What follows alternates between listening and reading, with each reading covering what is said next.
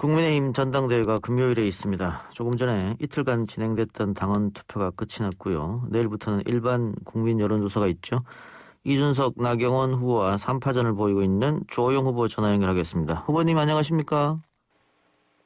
주 후보님 나와 계십니까? 예, 접니다. 안녕하십니까? 주호영입니다. 예.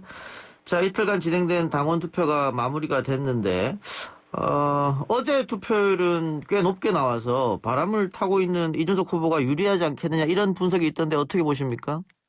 저는 투표율이 많이 높게 안 나왔다고 보고 있습니다. 아, 그래요? 예. 이 모바일로 하기 때문에 한 60-70% 나와야 되는데 예. 내일부터 ARS가 있기 때문에 예.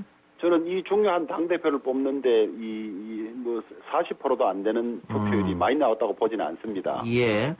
자, 당원 70, 여론조사 30인데 이 70% 중에 상당수가 영남의 이제 60대, 50대 이상 연령층입니다. 후보님께서는 개인적으로 여기에 조금 중점적으로 목표를 두고 계실 것 같은데요. 이분들은 나를 뽑아주지 않을까 어떠세요? 아니 저는 지역에 특별히 기대하지는 않습니다. 예. 우리 당원들의 집단 지성에 기대를 하는데 예.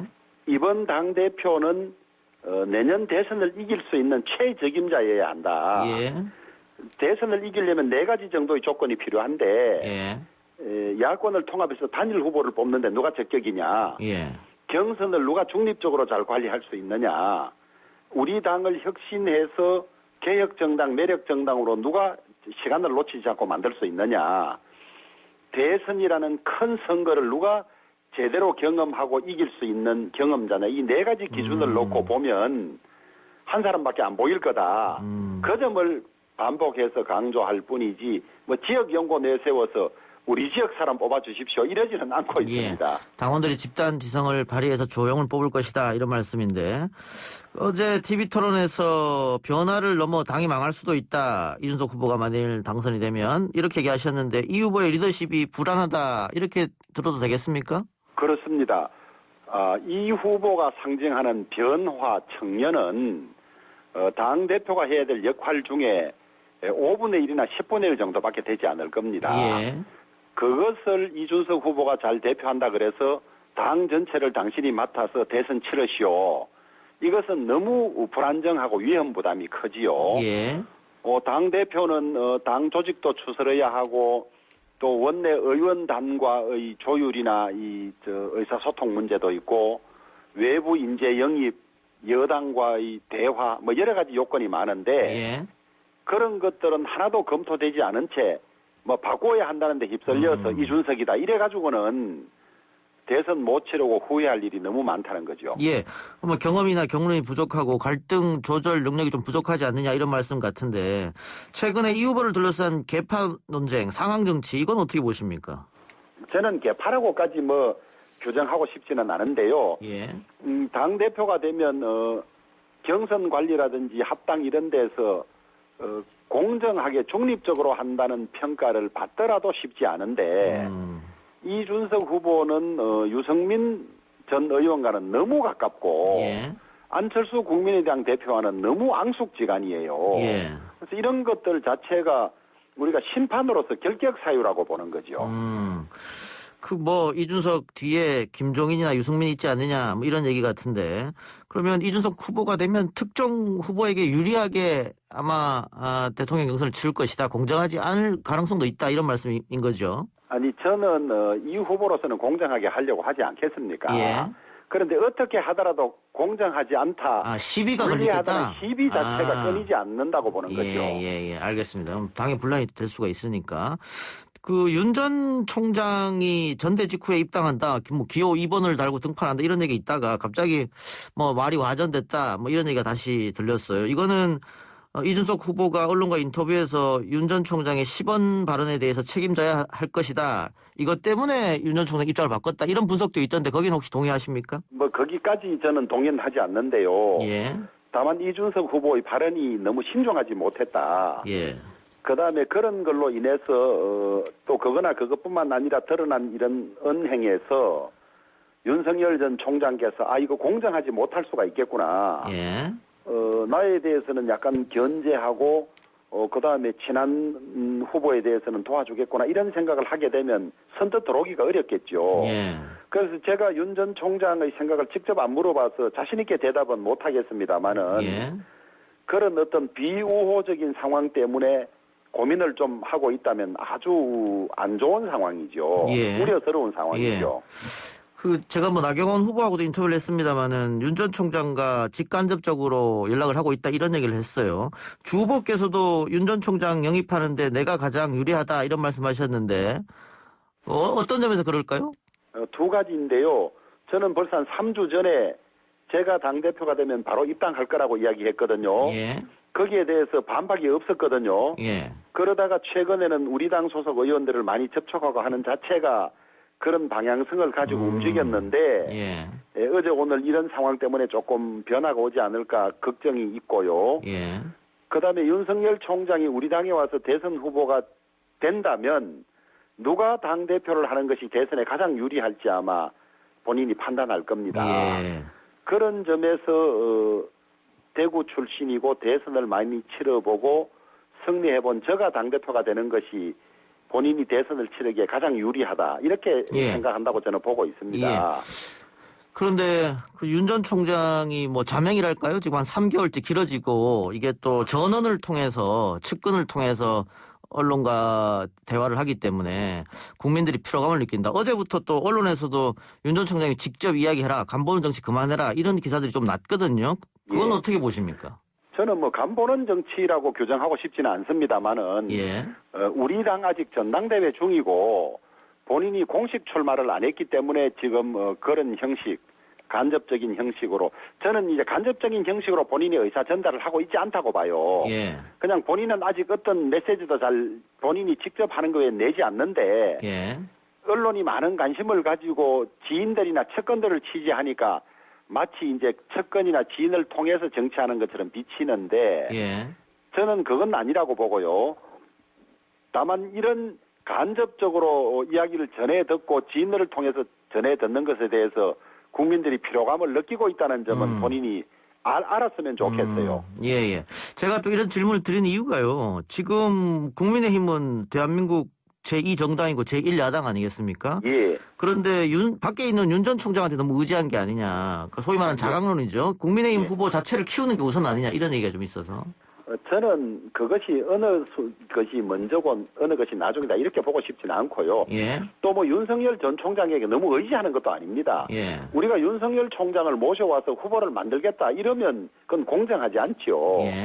그러나 지지도가 가장 앞선 후보 중의 한 사람이니까 우리 당에 오지 않은 채 대선을 치르게 되면 야권 분열 상황이 되지 않습니까? 예. 그것을 우려하는 것이지 우리가 윤석열 모셔와서 대권 후보 만들겠다 뭐 그런 생각을 가진 분도 있지만은 당을 운영하는 사람이나 당무에 관여하는 사람은 그런 입장은 아니고 야권 통합 차원에서 빨리 들어오십시오. 단일 후보 만듭시다. 이런 차원으로 이해하시면 좋겠습니다. 예. 지금 당 밖에 있는 대권 주자가 이제 윤석열, 홍준표, 안철수 이렇게 볼 수 있는데 윤석열 총장에 대해서는 방금 얘기를 했고요.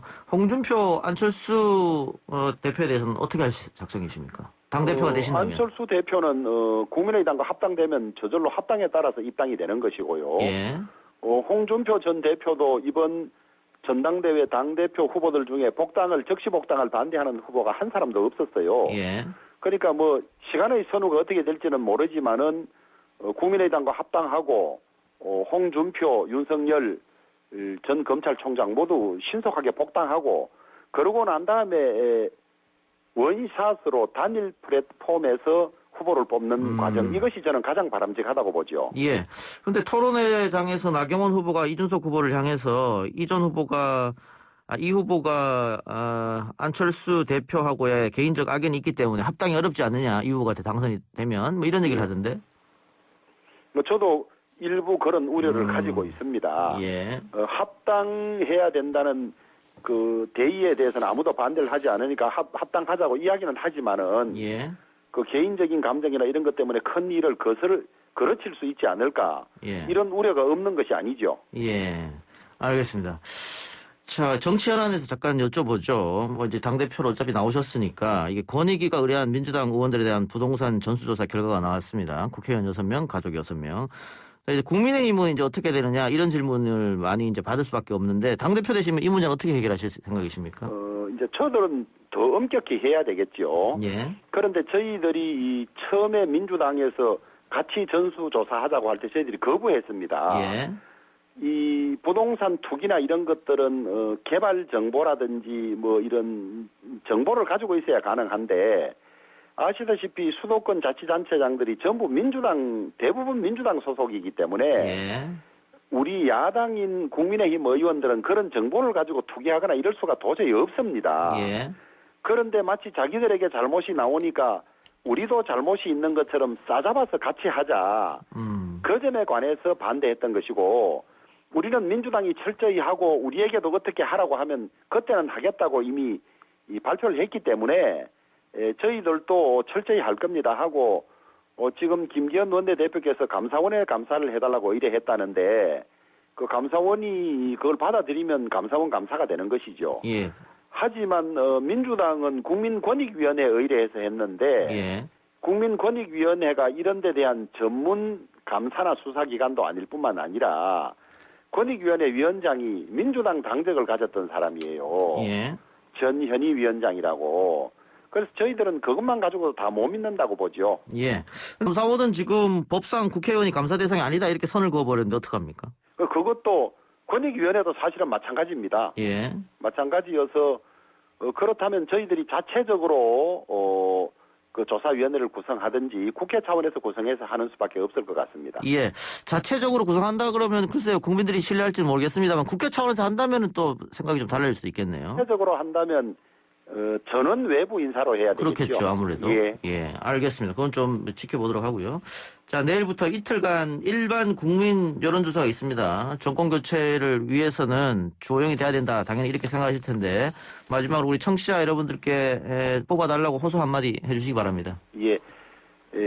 대선은 여야 간의 사활을 건 전쟁입니다. 이인호 전 대사님 같은 경우는 지금 민주당 사람들 하는 일에 비춰보면 선거에 저도 정권을 안 내놓을지도 모른다 할 정도로 아주 죽기 살기로 덤빌 텐데요. 우리 당대표가 경험이 부족하다든지 검증되지 않은 부분 때문에 불안정하거나 연습해서는 절대 대선에 이길 수 없습니다. 야권을 통합해서 단일 후보를 뽑을 수 있고 그다음에 여당의 집요하고도 야비한 공세 지금 검찰 전부 자기 편으로 깔아놓은 것도 아마 그런 걸 위한 준비로 보여지는데요. 예. 그런 것을 뚫고 나가서 선거를 제대로 치르고 이길 사람은 주호영밖에 없다. 그 점을 당원들이나 국민들께서 깊이 생각하시고 저 주호영을 지지해 주시면 틀림없습니다. 그렇지 않고 다른 후보가 당대표가 되면 대선 전에 당이 자중질환에 빠지거나 흔들릴 위험이 대단히 높습니다. 현명하신 우리 당원과 국민들의 집단지성에 간곡히 호소합니다. 예, 의원님 오늘 인터뷰 고맙습니다. 감사합니다. 지금까지 국민의힘 당대표 후보인 주호영 전 원내대표 만나봤습니다.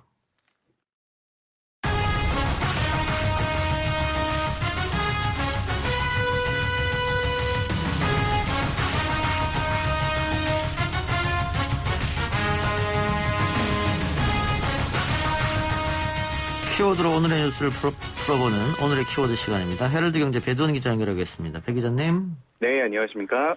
더불어민주당이 국민 권익위 조사 결과 부동산 불법 거래 의혹 등을 빚은 국회의원 12명 전원에게 탈당 권유하는 극약 처방을 내렸습니다. 예, 그렇습니다. 일단 이 시작이 LH 사태가 그 논란이 한창이던 지난 3월 20일로 좀 거슬러 올라가는데요. 당시에 이제 민주당이 국민권익위원회 소속 국회의원 174명과 그들의 배우자, 또 직계 좀비속 등의 이 부동산 거래 전수 조사를 요청을 했고요. 그렇게 해서 권익위의 특별조사단이 4월부터 어제까지 총 16명을 조사한 결과 12명의 이 의혹 소지를 확인하고 경찰 특수부원에 이첩한다고 결과를 발표했습니다. 이 해당 결과를 받아든 송영길 민주당 대표 등 지도부가 고심 끝에 오늘 명단을 전격 공개한 건데요. 공개를 하면서 이들에게 탈당 권유 및 출당 조치를 하겠다고 밝혔습니다. 좀 소개를 해드리면은 먼저 친족간 특이거래 같은 이 부동산 명의신탁 의혹 관련이 김주영, 김혜재, 문진석, 윤미향 의원, 또 업무상 비밀 이용 의혹, 그러니까 뭐 지역구의 개발 사업 관련 토지를 뭐 매입했다거나 이런 의혹이 김한정, 서영석, 임종석 의원이 있었고, 또 농지법 위반 의혹은 양이원영, 오영훈, 윤재갑, 김수홍, 우상호 의원이 대상이 됐습니다. 민주당은 이들 중에 이제 비례대표 의원인 윤미향, 양이원영 의원에 대해서는 탈당 권유가 아닌 출당 조치를 취하기로 했다고 밝혔는데요. 비례대표 의원들의 경우 자진 탈당을 하게 되면 의원직을 상실하기 때문에 출당을 시키는 것이고, 이외에 지역구 국회의원 10명에게는 탈당을 권유했습니다. 민주당 고용진 수석대변인은 오늘 기자회견에서 이 수사기관의 수사 결과가 나올 때까지 기다리는 게 통상 절차지만 이 부동산 투기에 대한 국민적 분노가 너무 크고, 또 정치인들의 내로남불에 비판적인 여론이 높은 게 현실이라면서 부동산 투기 의혹 관련 사안만큼은 선제적인 조치를 취하지 않을 수 없다라고 설명을 했습니다. 예. 근데 지금 아직은 의혹 단계여서 이게 예, 12명으로 그렇습니다. 지목 탈당 뭐 어때 지목된 사람들은 개인 소명도 없이 이럴 수 있느냐 억울해할 것 같아요. 네, 그렇습니다. 실제로 탈당 권유를 받은 의원들이 당혹감을 감추지 못하고 좀 패닉에 빠진 모습입니다. 뭐 일부는 이제 소명을 하면서도 당의 방침을 따라서 무혐의 처분을 받고 나중에 떳떳하게 복당하겠다, 뭐 이런 입장을 내놓고 있지만, 또 일부는 결정을 철회하라, 뭐 희생양을 찾지 말라면서 격앙된 반응이 좀 나오는 등 불복하는 분위기가 좀 감지되고 있는데요. 일단 4선 중진에 있는 우상호 의원이 기자회견을 열고 굉장히 당혹스럽다, 억울하다면서 이 농지법 위반 의혹에 대해서 뭐 세세하게 소명을 했습니다. 이게 갑자기 돌아가신 어머니 묘지로 쓰기 위해서 급하게 농지를 구입한 거고, 타액의 시청의 안내를 받아서 묘지를 조성해서 전혀 문제가 없다. 또 해당 땅에서 농사를 지은 거를 주변의 지인들이 너무 많이 다 알고 있다. 그러면서 하늘에 계신 어머니도 납득하기 어려울 것이라고 읍소를 했습니다. 특히 이제 억울한 의원들을 당 이미지 쇄신에 활용한다는 건 맞지 않다. 이런 탈당 권유를 하면서 소명을 듣지 않고 결정한 것은 상당한 무리다. 라면서 이 탈당하는 게 이 사안을 수용한다는 의미라서 고민스럽다라고 밝혔습니다. 이외에도 업무상 비밀 이용 의혹을 받은 김한정 의원도 당의 조치가 지극히 부당하고 조속하다면서 결정을 철회하라고 강력하게 반발을 했고요. 다만 이제 윤미향, 문진석, 윤재갑, 김수흥 의원 등은 사실관계를 설명하면서도 조사에 성실히 임하겠다. 또 억울하지만 지금은 당원의 의무를 다하기 위해서 지도부의 결정을 따르겠다. 소명을 해서 의심이 회소되면은 즉시 민주당에 돌아올 것이라고 밝히면서 이미 탈당계를 제출한 것으로 알려지고 있습니다. 일단 민주당 지도부는 이 탈당 권유 조치에 응하지 않는 의원들에 대해서 어떻게 할 거냐라고 기자들이 물어봤더니 일단 반응을 좀 보고 말씀드리겠다면서 의원들이 선당 후사의 정신으로 해주기를 기대하고 있다라고 말한 상태인데요. 이 반발하는 의원들을 어떻게 좀 조치하고 대응해 나갈지는 좀 더 지켜봐야 할 사안으로 보입니다. 예. 그 해당 의혹에 대해서 국회의원이 직접적으로 관련된 것은 6명이고 나머지는 가족 관련 6명인데 예. 이거 같은 기준이라고 하면 국민의힘 당도 전수조사를 하면은 이게 또 비슷한 숫자가 나올 것 같긴 한데요. 국민의힘 앞으로 어떻게 하겠다는 겁니까?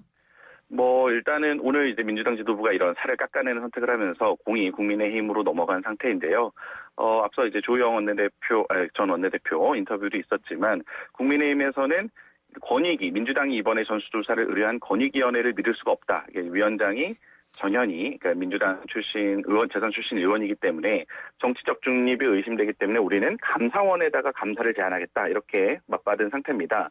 문제는 이 감사원 조사라는 게 진정성이 있는 조치냐, 이런 지적이 나오고 있다라는 건데요.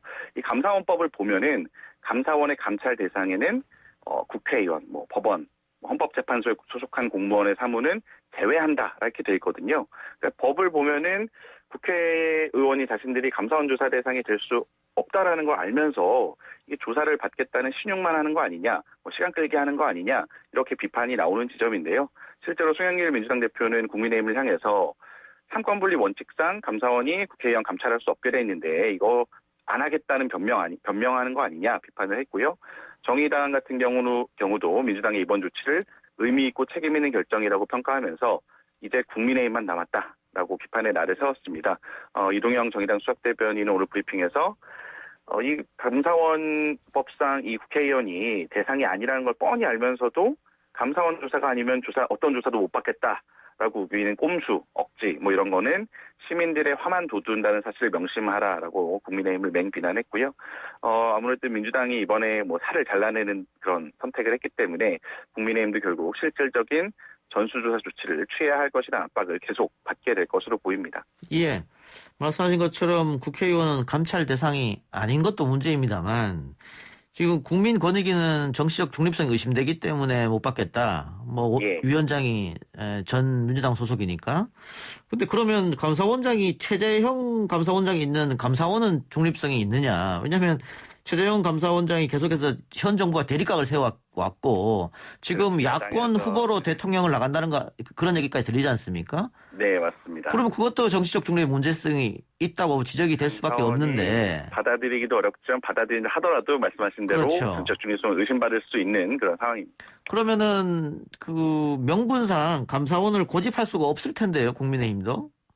예, 뭐 아무래도 현재까지는 일단 감사원 얘기만 계속적으로 하고 있는데 오늘 민주당이 이 12명 탈당 권유, 뭐 2명에 대해서는 출당 조치죠. 이게 사실 헌정사 초유의 일이거든요. 예. 집권 여당이 10명 이상의 의원을 나가라, 뭐 이렇게 하는 거는 초유의 일이기 때문에 물론 이제 하루 이틀 시간이 지나면서 어떻게 변화할지는 지켜봐야겠지만 국민의힘도 좀 실질적인 실효적인 조치를 취하지 않을 수 없게 될 것으로 좀 보이는 상황입니다. 예.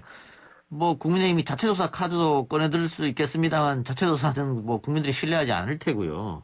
예. 결국 이렇게 되면 민주당이 지금 국민권익위에 의뢰했다가 자료 받아서 그거를 경찰로 이첩할 거 아닙니까? 예, 결국은 그렇습니다. 수사권은 경찰에 있으니까 국민권익위 수사권이 없고. 예. 그렇다면 이참에 여야가 합의를 해서 전 국회의원이 다 경찰이 조사를 하게 하는 뭐 그런 방법은 없을까요? 근데 이제 뭐 국민의힘 국회의원이 102명인데 이거를 경찰에서 알아서 해달라 이렇게 하기가 뭐 쉽지는 않을 것으로 보이는데 이것 결국 민주당이 일단 칼을 뽑아들었기 때문에 정치적으로 어떻게 좀 상황이 흘러갈지 전개될지 좀 지켜봐야 할 것 예. 같습니다. 국민의힘이 계속해서 뭉개기는 조금 어렵지 않겠나 여론상 그렇게 보이긴 합니다만 어쨌든 조금 더 시간을 두고 지켜보도록 하죠. 예, 백 기자님 오늘 말씀 고맙습니다. 예, 고맙습니다. 지금까지 오늘의 키워드 헤럴드 경제 배돈 기자였습니다.